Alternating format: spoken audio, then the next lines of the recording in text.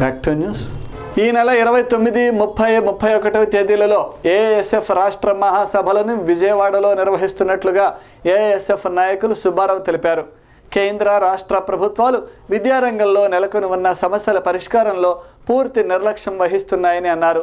విద్యాలయాల్లో కనీస వసతులు, సిబ్బంది కొరతను తీర్చకపోగా ప్రైవేటు యూనివర్సిటీలకు గ్రీన్ సిగ్నల్ ఇచ్చి విద్యారంగాన్ని నిర్వీర్యం చేసేలా చర్యలు తీసుకున్నారని అన్నారు. ఈ సమస్యలన్నింటినీ మహాసభలలో చర్చించి కార్యాచరణ రూపొందించుకోనున్నట్లుగా తెలిపారు.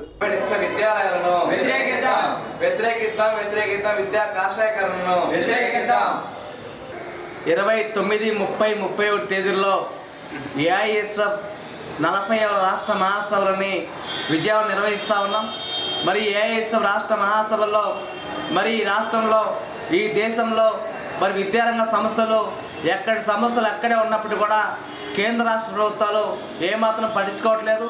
ఇవాళ రాష్ట్రంలో మరి ఇంతవరకు కూడా డిగ్రీ సంవత్సరం ఎగ్జామ్ దగ్గర పడుతున్నప్పుడు కూడా ఇంతవరకు డిగ్రీ సంవత్సరం సెకండ్ ఇయర్ విద్యార్థులకి ఇంగ్లీష్ సంవత్సరం టెక్స్ట్ బుక్ ఇంతవరకు ప్రింట్ కాని పరిస్థితి.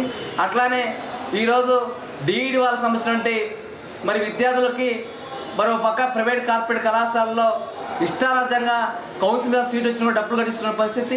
అనేకమైన సమస్యలు ఉన్నప్పుడు కూడా అధికార యంత్రాంగం మాత్రం ఏమాత్రం పనిచేయట్లేదు. ఇవాళ ఈ దేశంలో, ఈ రాష్ట్రంలో కార్పొరేట్ విద్యా సంస్థలు విచ్చలవిడిగా పర్మిషన్ ఇస్తూ ఉన్నారు.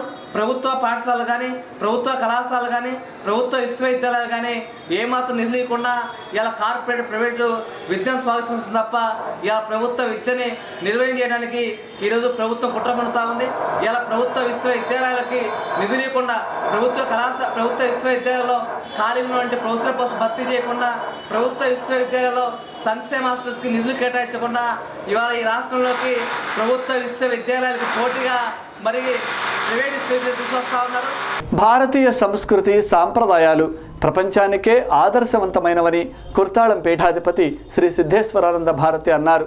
నేడు స్థానిక పట్టాభిపురంలోని స్వయం సిద్ధ కాళీపీఠాన్ని సందర్శించిన ఆయన ఈ సందర్భంగా మాట్లాడారు. ధర్మ ప్రచారార్థం ప్రపంచవ్యాప్తంగా వివిధ దేశాలలో పలు కార్యక్రమాలు నిర్వహిస్తున్నామని అన్నారు. వేల సంవత్సరాల నుండి మన పూర్వీకులు మనకు అందించిన సంస్కృతిని కాపాడుకుంటూ ప్రజలలో ఆధ్యాత్మిక చింతన కలిగే విధంగా కృషి చేస్తున్నామని అన్నారు.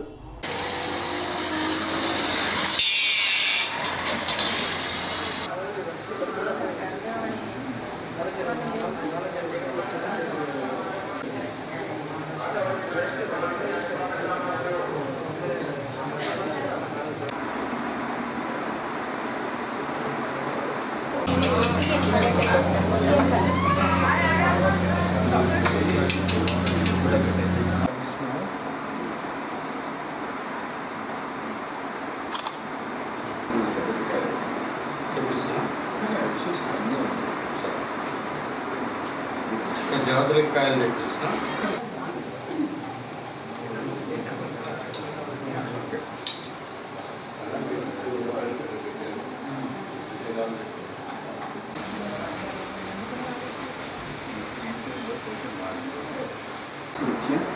శంకరంచ జగద్గురు కుర్తాళమఠ యోగీశం బ్రహ్మస్వామి నమస్తే.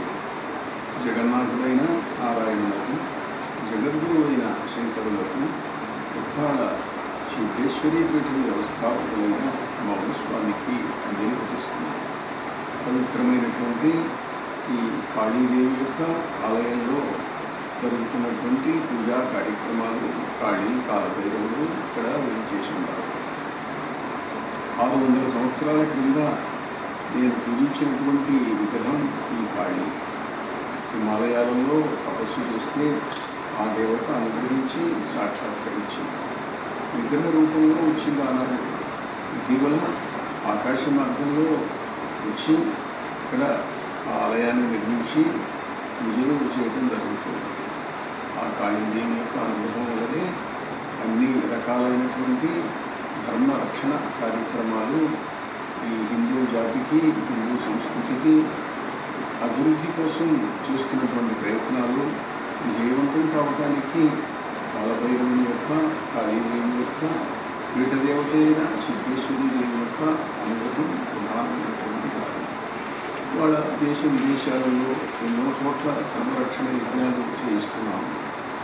ముఖ్యంగా అమెరికాలో అయితే అన్ని రాష్ట్రాలలో ప్రతి సంవత్సరం కూడాను హిందూ ధర్మరక్షణ యజ్ఞాలు చేయించడం జరుగుతుంది. అలానే టిబెట్లో కైలాస సరోవర ప్రాంతం చుట్ట, నేపాల్లో, శ్రీలంకలో ఇట్లా అనేక ప్రదేశాలలో ధర్మరక్షణ కోసం అవసరమైనటువంటి కార్యక్రమాలు రూపొందించి చేయించడం జరుగుతుంది. హిందూ ధర్మాన్ని రక్షించవలసినటువంటి అవసరం ఉన్నది.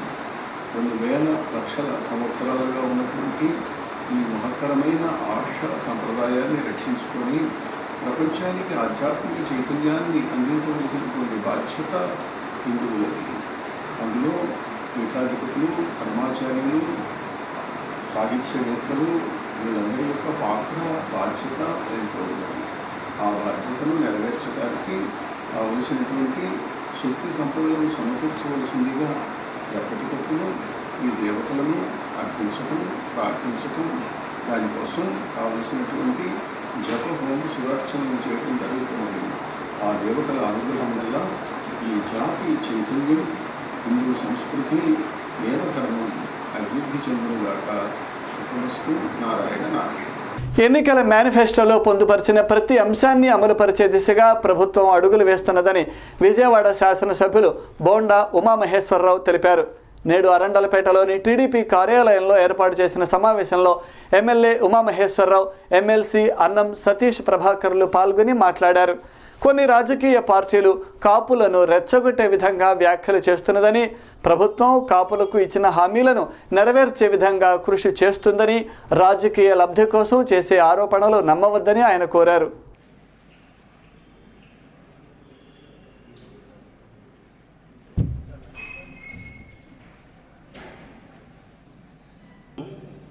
తెలుగుదేశం ప్రభుత్వం అధికారంలోకి వచ్చిన 18 నెలలు పూర్తి చేసుకుంటున్న తరుణంలో ఏదైతే ఎన్నికల్లో మేనిఫెస్టోలో ప్రజలకు ఇచ్చినటువంటి హామీలు, వివిధ కులాలకు ఇచ్చినటువంటి హామీల్ని నెరవేర్చే విధంగా ఈ ప్రభుత్వం, ఈ రాష్ట్ర ముఖ్యమంత్రి చంద్రబాబు నాయుడు గారు ఆర్థిక ఇబ్బందులు, అనేక సమస్యలు, రాజధాని కూడా లేకుండా కట్టుబట్టలతో ఈ జాతిని నడి రోడ్డు మీద వదిలేసిన ఇవాళ తన అనుభవం, సమర్థతతో మేనిఫెస్టోలో ఇచ్చినటువంటి ప్రతి హామీని నెరవేర్చే విధంగా ఈ ప్రభుత్వం పనిచేస్తుందనే విషయాన్ని సందర్భంగా తెలియజేస్తూ ఉన్నా. ఇవాళ అనేక హామీలతో పాటు వివిధ కులాలకి, ఈ రాష్ట్రంలోని అన్ని సామాజిక వర్గాలకి న్యాయం చేయటమే లక్ష్యంగా గౌరవ ముఖ్యమంత్రి చంద్రబాబు నాయుడు గారి నాయకత్వంలో ఈ ప్రభుత్వం పనిచేస్తుందనే విషయాన్ని తెలియజేస్తూ ఉన్నాం. కొంతమంది తమ స్వంత ప్రయోజనాల కోసం కొన్ని రాజకీయ పార్టీలు కుట్రతో రెచ్చగొట్టే విధంగా మాట్లాడుతూ ఉన్నారు. ముఖ్యంగా కాపు సామాజిక వర్గాన్ని ఆందోళన గురి చేసే మాటలు మాట్లాడుతూ ఉన్నారు. కాపు సామాజిక వర్గం తెలుగుదేశం పార్టీతో విడలేనటువంటి బంధంలో ఉంది. ఆ బంధాన్ని విడగొట్టేదానికి కుట్ర పన్నుతూ ఉన్నారు. విద్యాలయాలను సైతం కలుషితం చేసే విధంగా కేంద్ర ప్రభుత్వం మత విద్వేషాలను రెచ్చగొడుతున్నదని డీసీసీ అధ్యక్షులు మక్కెన మల్లికార్జునరావు ఆరోపించారు. సెంట్రల్ యూనివర్సిటీ విద్యార్థి ఆత్మహత్య విషయంలో కారణమైన వారిపై కఠినమైన చర్యలు తీసుకోవాలని ఆయన డిమాండ్ చేశారు. దేశవ్యాప్తంగా ప్రజలలో మతపరమైన అసహనం పెరిగిందని, దళితులపై దాడులు కూడా పెరిగాయని ఆయన అభిప్రాయపడ్డారు. దేశంలో మత విద్వేషాలు రెచ్చగొట్టి ఓటు బ్యాంకుగా మలుచుకోవాలనేదే బీజేపీ వ్యూహం అని ఆయన అన్నారు.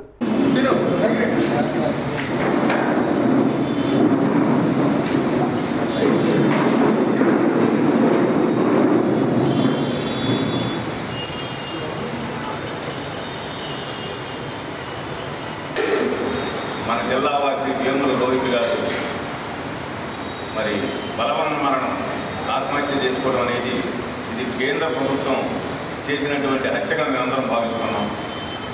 ఏదైతే అక్కడ అంబేద్కర్ వాదాన్నో లేదా సమానం దాని గురించి యూనివర్సిటీలో స్వేచ్ఛగా ఉండేటటువంటి విద్యార్థుల్ని అణగదొక్కాలన్న ఉద్దేశంతో కేంద్ర మంత్రి దత్తాత్రేయ గారు మరి అక్కడ సెంట్రల్ గవర్నమెంట్లో ఉన్నటువంటి ఆ డిపార్ట్మెంట్కి సంబంధించినటువంటి స్మృతి ఇరానీ గారికి లెటర్ రాయడం, అక్కడ ఉన్నటువంటి కేంద్ర మంత్రి స్మృతి ఇరానీ గారు ఇక్కడ ఉన్నటువంటి వైస్ ఛాన్సలర్కి దానికి సంబంధించి వీరి మీద చర్యలు తీసుకోమని చెప్పడం అనేది అంతా చూస్తూ ఉంటే పేద విద్యార్థుల్ని, బలహీన వర్గాలకు సంబంధించినటువంటి దళిత విద్యార్థులని, బలహీన వర్గాలకు సంబంధించిన విద్యార్థుల్ని అనకతొక్కాలనే ఒక ఆలోచనతో బీబీ కానివ్వండి, అదేవిధంగా బీజేపీ ప్రభుత్వం చేస్తున్నటువంటి ఈ కార్యక్రమాల మూలంగా ఈ రోజున మరి భవిష్యత్తు ఉన్నటువంటి రోహిత్ దుర్మరణం చెందడం జరిగిందని సందర్భంగా తెలియజేస్తూ ఆ చర్యలను ఖండిస్తూ కేంద్ర ప్రభుత్వంలో ఉన్నటువంటి దత్తాత్రేయ గారిని, స్మృతి ఇరానీ వెంటనే బర్తరఫ్ చేయాలని కాంగ్రెస్ పార్టీ తరఫున డిమాండ్ చేస్తాం. QTV న్యూస్ ముగించే ముందు హెడ్లైన్స్ మరొక్కసారి.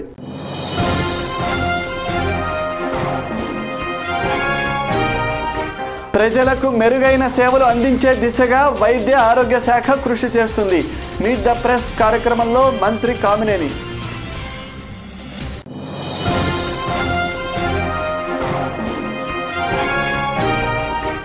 రాజధాని మాస్టర్ ప్లాన్ పై అభిప్రాయాల సేకరణ గడువు తేదీని పొడిగించాలి. రాజకీయ ప్రజా సంఘాల డిమాండ్.